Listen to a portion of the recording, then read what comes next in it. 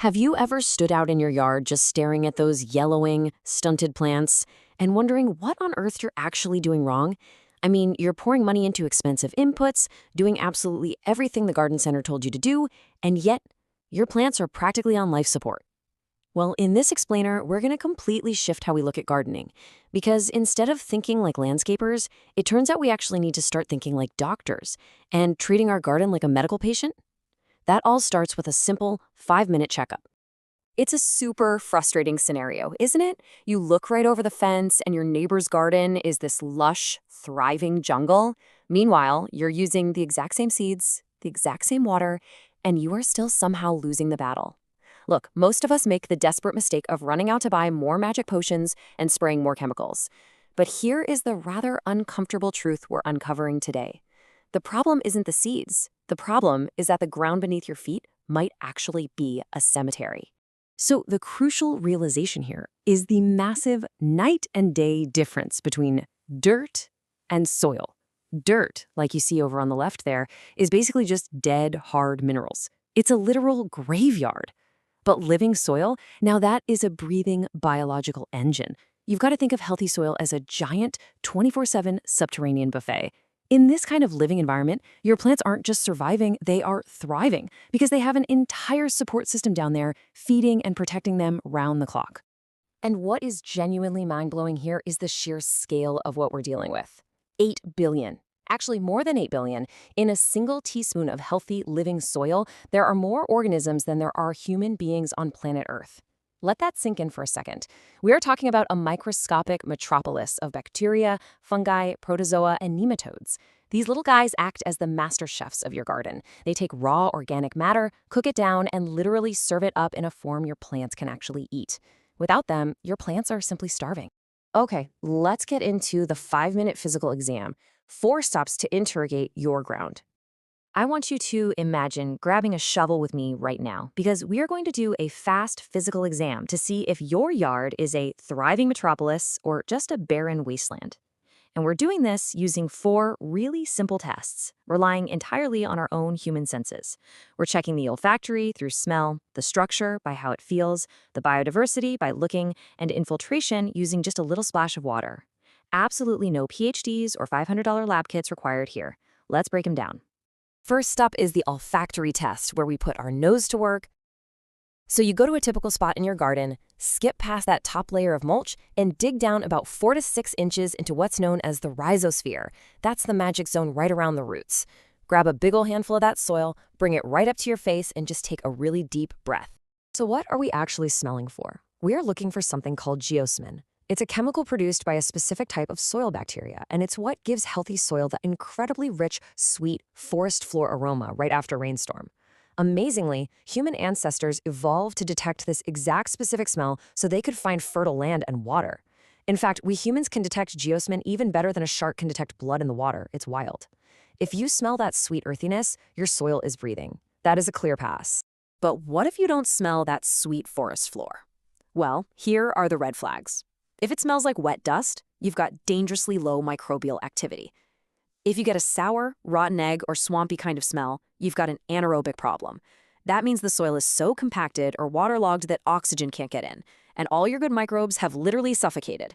And worse still, if it smells like ammonia or an old trash can, bad anaerobic bacteria have completely taken over, producing acids that are literally melting your plant's roots. Not good.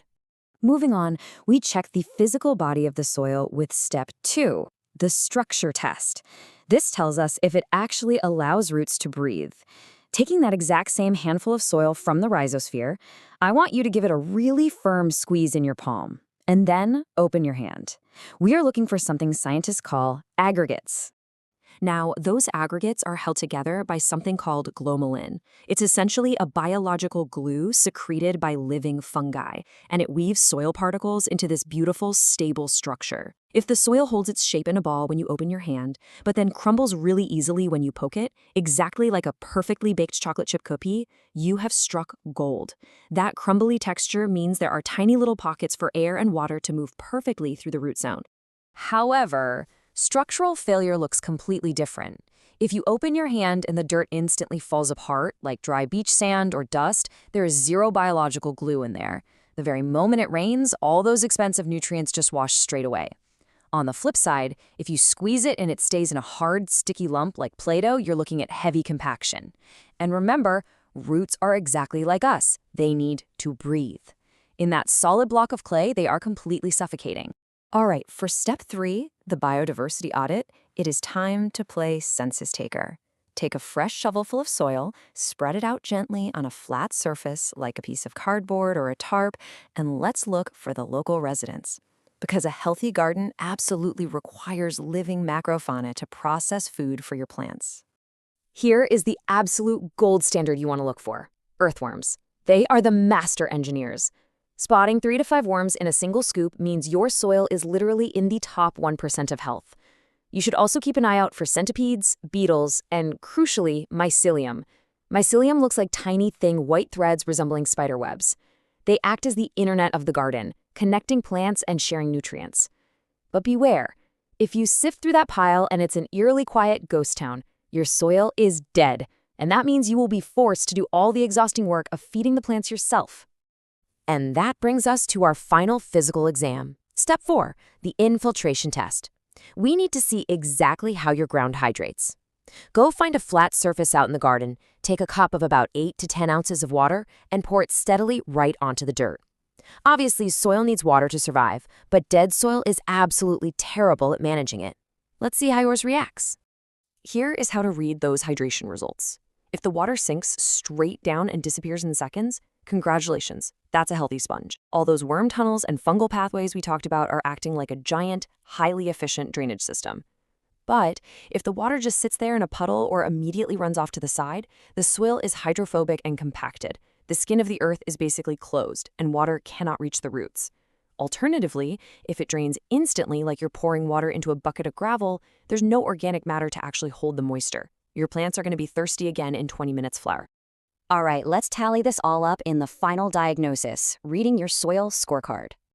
Putting all these clues together gives us our final diagnosis. And honestly, the dividing line between thriving and dying is stark. If your soil smells like a sweet forest, crumbles like a cookie, is packed with worms, and drinks water like a sponge, my friend, you have living soil. That elevates you from a mere gardener to a steward of a thriving ecosystem. But if you're hitting the markers in that right column, wet dust, sticky Play-Doh, a ghost town of bugs, and puddles, you're dealing with dead dirt. Now listen carefully. If your score falls into the dead dirt category, the absolute most important takeaway right now is do not panic. And whatever you do, avoid buying more synthetic chemical fertilizers. I know we're conditioned to think struggling plants just need to be force-fed, but pumping chemicals into dead dirt is, as the research perfectly puts it, like giving a double espresso to a person who hasn't eaten a real meal in a month. Sure, it might give a momentary artificial jolt, but it doesn't solve the underlying starvation. In fact, those synthetic salts will likely kill off the very few surviving microbes you have left, which just accelerates the soil's death spiral. So, how do we fix it? Let's talk about bringing soil to life, the biological rehab plan. The truly incredible news we've discovered is that soil is wonderfully, almost miraculously resilient. Even the most baked, poisoned dirt retains the ancient memory of how to be alive. It's literally just waiting for the right conditions to wake up. To transition yourself from just a grower of vegetables into a true builder of soil, there are 3 simple pillars of rehab. Number 1 is covering, using mulch and living skins to protect your soil from the scorching sun. Number 2 is feeding, adding organic matter back in, using ancient techniques like the Japanese chop and drop method. And number 3 is inoculating, reseeding those missing microbes with high-quality compost teas to jumpstart the whole ecosystem. You see, gardening was never actually supposed to be this endless, exhausting battle against nature. The best next step you can take today is to head outside, grab a shovel, and perform this 5-minute test to find out exactly where your ground stands. It leaves us all with a pretty critical question to chew on. Are we going to keep fighting a losing battle, treating our gardens like some synthetic chemistry project? Or are we finally ready to put down the chemicals, join the biological team, and wake up our silent partner? The choice is literally in our hands.